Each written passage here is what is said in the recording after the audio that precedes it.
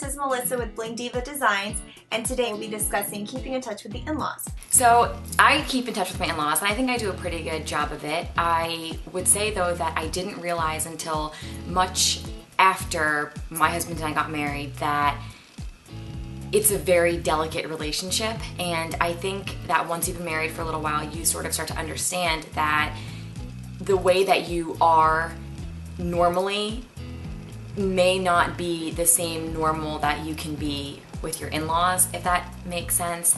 And what I mean by that is I think, you know, kind of like across cultures, this relationship, like when you get married and you merge families, is always harder for the woman. And I'm not trying to discredit that, you know, father-in-laws don't give their son-in-laws a hard time or mother-in-laws don't give their son-in-laws a hard time, but I think overall it's just this relationship that is a woman who has, you know, carried and raised this son, or maybe she didn't carry him, but, you know, still, like, she's, you know, been there for this boy up until, like, you know, he reached manhood, and then all of a sudden it's like this other woman kind of comes into the picture, and I feel like before I got married, I thought that was like a bunch of baloney.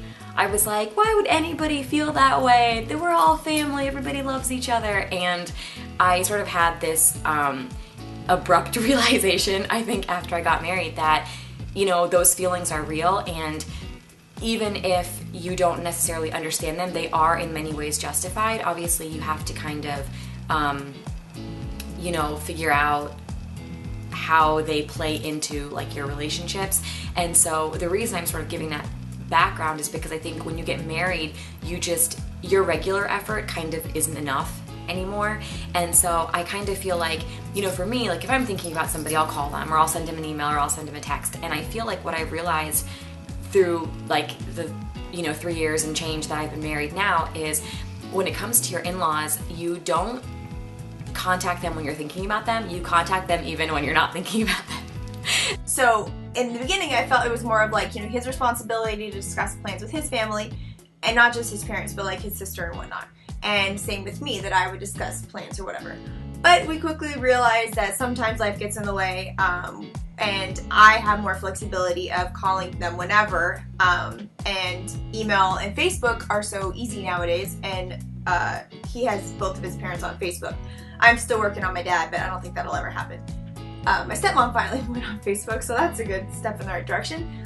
But so it ended up being more of where I'm the one who's calling and keeping in touch with them for events, but also, like, you know, I have my shower coming up, so my mother-in-law, you know, she doesn't have a problem calling me. She actually called me the other day to get my mom's number to see if she can help out with anything. So we don't have any weirdness. We see them all the time. So we all live in the same town, so it's not, I think it might be different if we lived further away, like if there was more of like a distance where you kind of have to have someone, you know, filling in on everything. My mother-in-law jokes that she doesn't ever have to really check up on me because all she has to do is read my Facebook wall to see, you know, what I ate for dinner or what we're going on in the house, because I am a Facebook freak with posting updates all the time. But I think that, you know, keeping that line, you know, just kind of very fluid and casual, it doesn't really ever make it a problem if there's something serious to discuss, because we already have that set up. I love and adore my in-laws. When you marry somebody, you are definitely marrying their family, and it's a lot easier when you all get along really well. I remember it was about 2.5 years ago when they came to visit to meet baby Kelvin for the first time.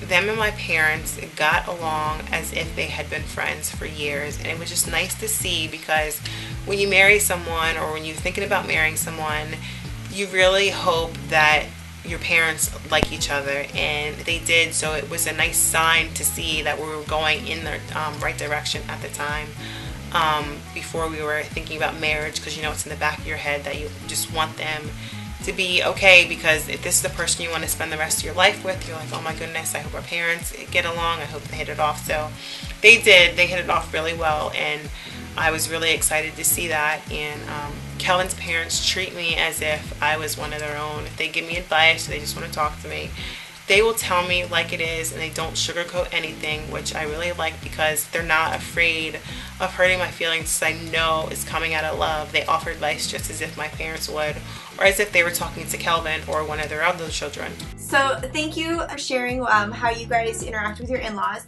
and please feel free to leave a comment. Do you guys talk on the phone to each other? Do you text? Do you Facebook, with each other's parents?